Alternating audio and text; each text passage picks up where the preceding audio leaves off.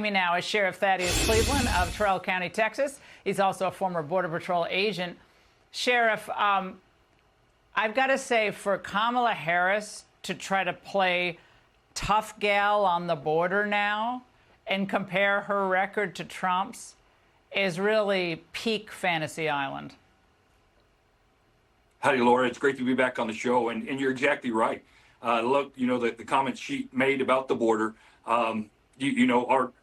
aren't accurate. And she's just as responsible as the president because she's part of his administration.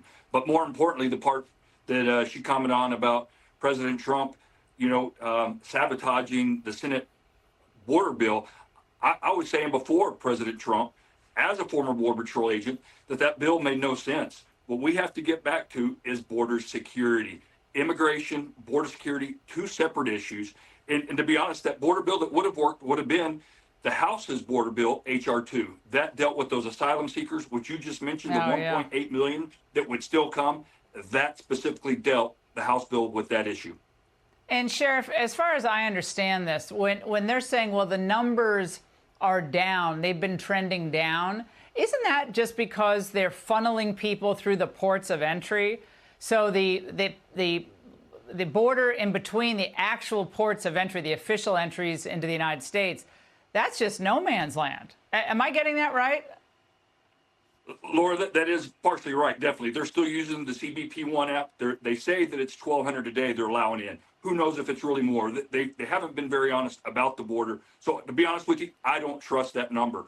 We also have the previous programs they've utilized, the Cubans, Venezuelans, Nicaraguans, and Haitians that they've allowed to fly in. Those people have to pay their own flights, but they're still being allowed in. So that's another set of numbers. And then you're right. You have those that are crossing our border illegally. Some cross, and as soon as they get here, they surrender. We have seen a downtrend, but the number that they compared, the 55 or 54% decrease, they attribute that number. They're going back to their record high, which was over 300,000 illegal entries when we had that one busy month. So no, they're playing the numbers game. And again, I can't drive home, regardless of Republicans or Democrats in D.C. or even America. Most of them just don't understand what's going on along our border. And then again, border security has nothing with immigration. We want immigration. We want people to come in the proper way, that are vetted with their background. They're not going to be a public charge, that they're going to come here and be productive. Well, we have in Sterling, Virginia, just crossed earlier today, a 54-year-old grandmother was murdered by an illegal who has crossed into the country, I guess at some point recently, I believe from Venezuela. A horrific, horrific story, leaving behind a grieving family. Just one more casualty of this horrific border policy. Sheriff, thanks so much.